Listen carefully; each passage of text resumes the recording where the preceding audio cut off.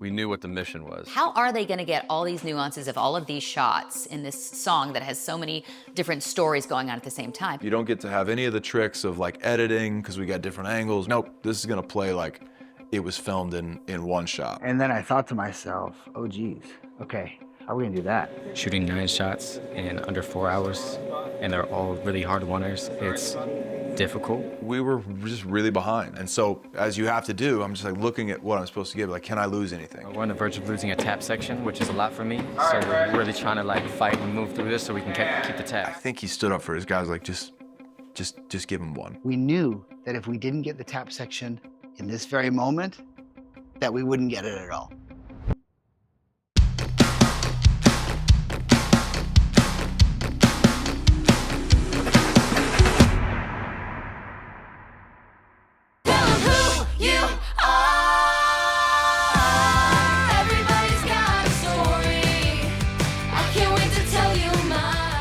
You know, you can only focus on so many characters and tell a good version of the story. And the theme of A Week Away that I've talked about many times is that you are enough, you're good enough. And that applies to everybody who's watching it. And that applies, as I was thinking about it, to all of the characters that are in the show that I'm not like pointing a camera at a lot. And so it felt really interesting to me to underline the theme of, you know, you deserve to have a show about you as well. Everybody's Got a Story is such a cool idea, let alone like the way the song ended up turning out. It's just, we knew what the mission was. That episode is really heavy, so we need some lightness. It was all about like shining a light on those who hadn't had the light shown on them. It could be you, it could be me. In another universe, we'd be the lead.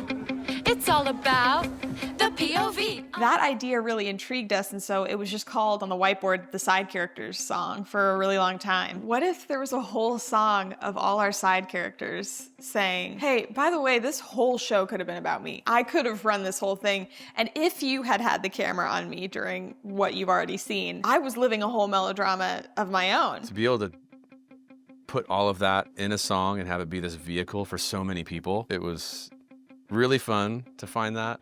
Everybody's got a story. Like a story worth telling. Like everybody's got a story worth telling. Yeah.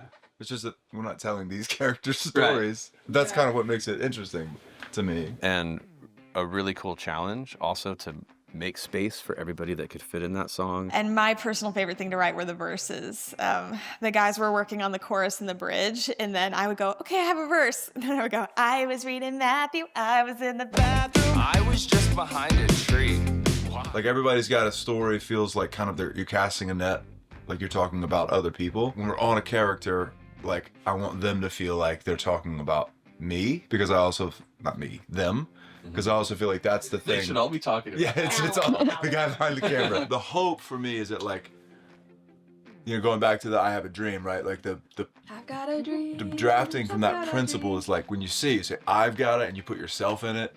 So I want to make sure that the audience listening can put themselves in it, and they're like, oh, this is me I'm talking about. That'd be fun This. to ask the question, like, do I not give main character energy? I wanted to just take a second and give our side characters a moment to shine, and then in doing that, hopefully for the audience, underline this idea that like you're awesome too. There may not be a camera pointed at you, but you're a main character. Everybody's got a story. Tell me yours, I'll tell you mine.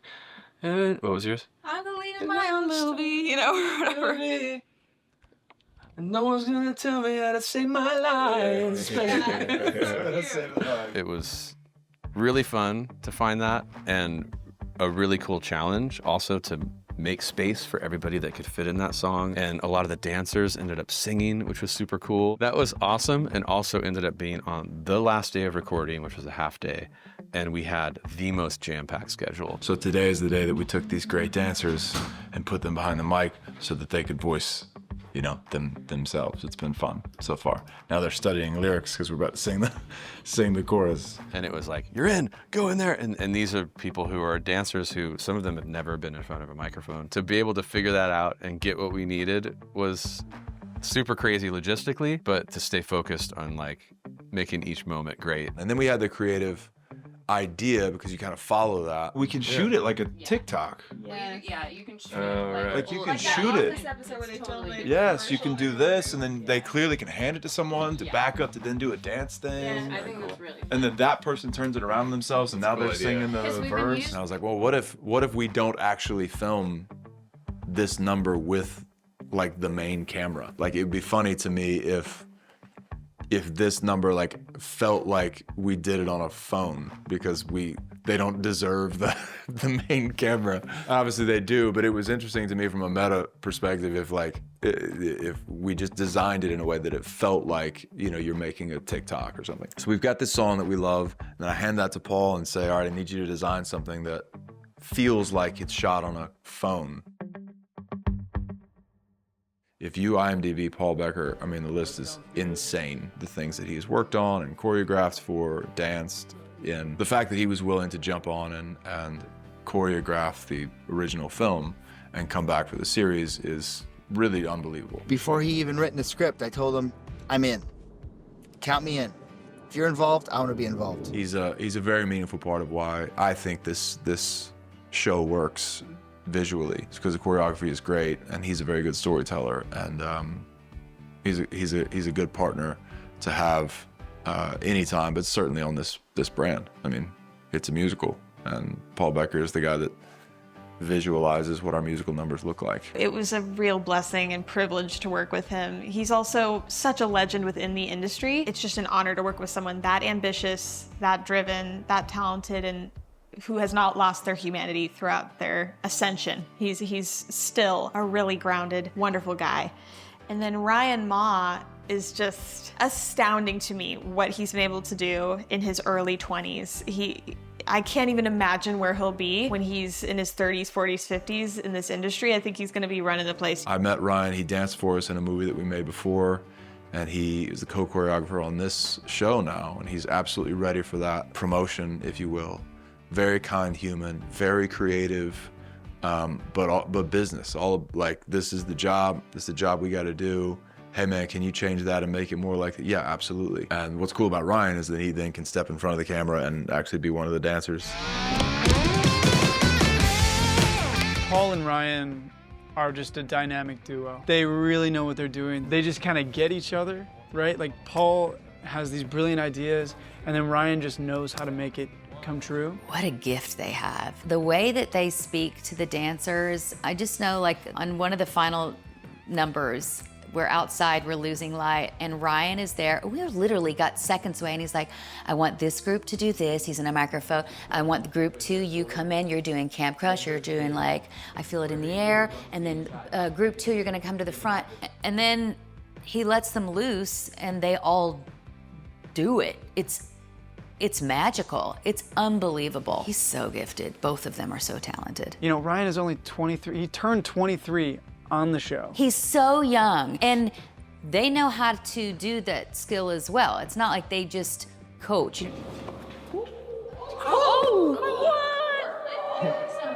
Put him in. That's going in the clip. That's actually fairly impressive. I did not expect him to be able to do that. Don't tell him I said that. You know, a lot of times football players can coach and they don't know how to play. These guys can dance their faces off. They would always kind of go through with their little previses.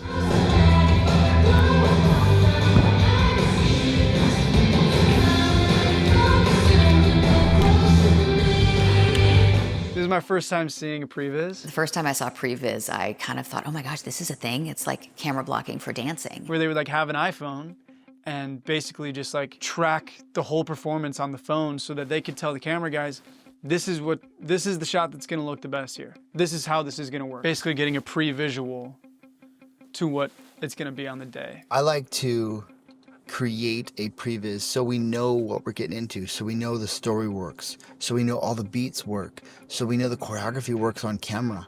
And we're able to pre-shoot the previs, edit it together, and then like analyze it, look at it, dissect it, chisel away at it like a sculpture. And then I thought, of course, how are they gonna get all these nuances of all of these shots in this song that has so many different stories going on at the same time? You have to do a previs. And it also allows us to be economical in our shooting, and also with our rehearsals, we're not having to teach the entire number to the cast. We just teach them those sections. So if we know it's not going to be shot, we're not teaching it. And I was blown away. Honestly, that previs is when I was like, oh, wow, this is going to be so good. Tell 'em who you are. Everybody's got a story. I can't wait to tell you. Shooting a previs, for me, is a non-negotiable. This is something that, like, I need to do as a choreographer. Ready for my close-up, ready for my glow-up, out from behind the scenes. Alan gave me the song, and I love the song right away. And it's catchy. With that being said, it's a long song. It's almost 4 minutes long. And he said, I want the whole number. And I was like, cool, great, let's do it. And then he said, and I want it as a oneer. And then I said, okay, all right. And then he said, but not just a oneer, a selfie oneer. Oh, she's gonna break the fourth wall. We're doing the thing. They're building a number. This is now the thing that we're playing to. And I was talking to Paul about that this morning too. Like, ooh, Did dude. he like that? Yeah, he was stoked about it. Because you don't get to design. Yeah. Like, you don't pretend the camera's not there. Like, the camera's now a part of your design. So somebody's holding it or they set it down, like, the whole time. You don't get to have any of the tricks of, like, editing because we got different angles or close-up. Like, oh, that's not as good. We'll just go to a close-up. Like, nope, this is going to play like it was filmed in one shot. And then I thought to myself, oh, geez, okay, how are we gonna do that? So I got together with Ryan, and we started putting our heads together. We knew that we couldn't do this as a real oneer, just because the sheer time it takes to execute a perfect oneer, we didn't have. And also with choreography, people are making mistakes all the time. So we didn't want to risk that. So we divided this whole number up into sections. You can look, if you look really closely, you can pinpoint those specific cut points. Like when Bailey jumps off a table and lands in his arms, we spin towards the camera, we cut. When the trays block the camera for a millisecond, we cut. There's moments like that where we found cut points so we could actually have a moment to breathe and regroup. It's 4 or 5 30 to 40 second oneers stitched together that Paul and his team had to choreograph, obviously learn, and then nail it when we do it. Because when you're doing a oneer, I don't have a side angle I can cut to if, like, yeah, you know, so-and-so messed up the choreography, but I'll just go to the close-up of my lead and it'll be fine. Nope, they messed up the shot. We gotta go back and do the shot again because everybody's in the frame. It was a tough number to execute. It's a fast number. I'd say the biggest challenge in this number for us as choreographers was making sure it felt seamless, because a lot of people don't understand that choreography is just beyond dance steps. We designed the camera. We made sure each stitch point worked. Alan had complete trust in us to do that. So there was a lot of weight on our shoulders that day. He was down for the challenge. I think he designed something really, really fun and really cool. And his team, his dancers, and our actors that were part of it just nailed it. Tell 'em who you are. Everybody's got a story. I can't wait to tell you mine. The main girl, Hazel May, who is moving through that whole sequence with ease, is AJ, Alan's daughter. That was really, really fun to be able to see her do that and for her to step into that. So. Ready for my close-up, ready for my glow-up, out from behind the scenes. I thought, there's no way, how are they gonna pull this off with all these dances? But they really do. It's unbelievable how they brought that whole thing together. I just love it. And you can't help but move. That's one where you gotta move, you gotta flinch. And what I love about it is our dancers are so talented. Best dancers in the world, like winning so you think you can dance type dancers we got on this on this show. Shout out Bailey. And in some of these musical numbers, they're kind of working around the fact that, for instance, I don't dance. The camera's on me when it really should be on them giving their all. This number, they did not have to be slowed down by any Lennies. They were just out there completely killing it. It's like sports in a weird way. Like you've practiced and practiced, and now it's game day. That's how these dancers felt to me. I don't know, they had that kind of vibe to them where they were a team, they had worked on it, and now it was time to deliver. And Paul and Ryan, as the coaches, Ryan was a player coach, they did an incredible job of working through 9 or 10 dance numbers in a short period of time and getting their people ready. And when it came time to shoot those dance numbers, in some ways I was relieved, because I knew that Paul and Ryan were gonna have it done. It was gonna be set up. It was gonna be ready. It'll probably be the most organized thing that we have all day. But we were just really behind. We're gonna give everybody the time that they need, but if our resets aren't quick resets and back to one, we will never make it. So you guys help me out, all right? Shooting 9 shots in under 4 hours, and they're all really hard oneers. It's difficult. I think we had 4 hours to do Everybody's Got a Story, which is crazy because it's a whole musical number. And the first shot, as often happens, because you're like finding your groove and everybody's like, oh, okay, it's this, it's this. The first oneer that we were doing, it just took us a long time. It took us a long, long time to get that one right.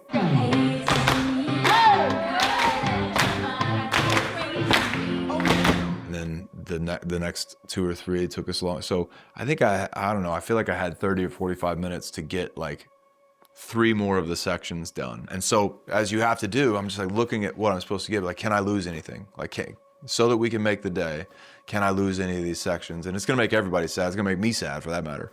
But at the end of the day, that's my responsibility, is to look at the story, what do we have to have, and look at production and balance realistically where we are from production and what we can get and what the story absolutely needs.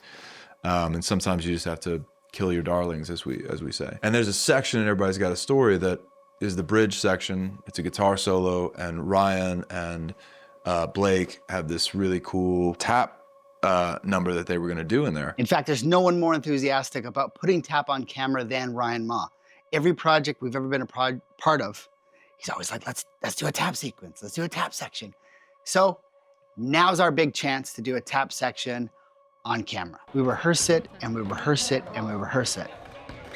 And then it comes time to shoot. We're on the verge of losing a tap section, which is a lot for me. So we're really trying to like fight and move through this so we can keep the tap. So I didn't have to have it. It's really great, but nobody's singing. And I was like this close to breaking their hearts and my hearts for that matter. Be like, guys, we just don't have time to film that section. I'm so sorry. Alan and everyone was like, you know, if we have to lose something, we got to lose the tap section. And I think he stood up for his guys, like, just give him one. And I was like, I mean, they've worked for months. Like, okay, we'll give him one. So, bases loaded, bottom of the 9th. And we knew that if we didn't get the tap section in this very moment, that we wouldn't get it at all. So, Alan, we can knock it out real quick. And Alan's like, all right, let's try it. And all right, here we go. And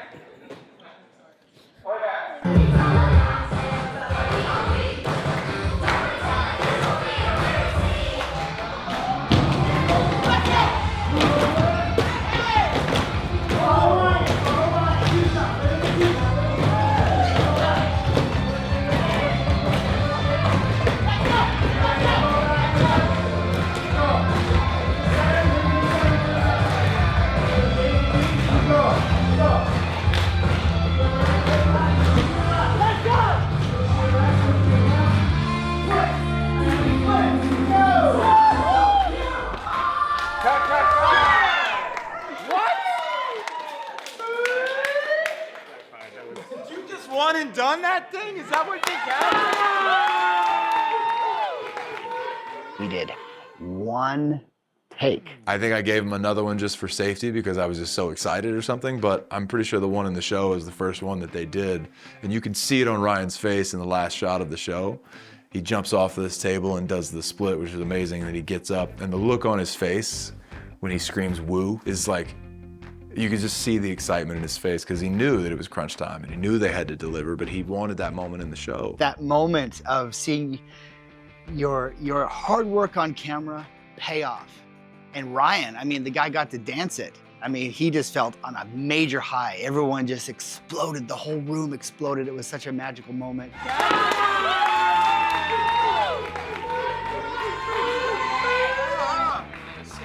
One more because they deserved it, but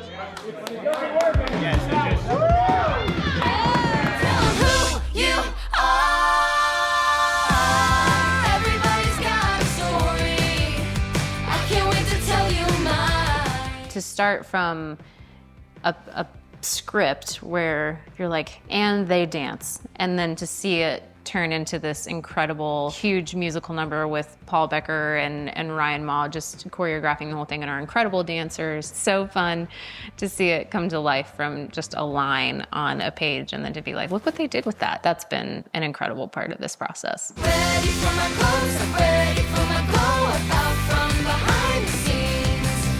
Coming into focus, zooming real close to me. Everybody's got a story. Guys, I'm stoked. Starting Wednesday, December the 10th, we're going to put every episode of the docuseries on YouTube. What's the docuseries? Great question. It takes a lot of people, it takes a lot of effort, and it takes a lot of overcoming what feel like insurmountable problems to be able to make a series like this in the amount of time that we had to make it. Fortunately, we were rolling cameras the whole time, so we put all that footage together and we are telling the story of how we made the series. It's its own standalone series. It's called A Week Away, the docu-series, and we hope that you enjoy it. I know I would really like it as a filmmaker, and it's interesting to me.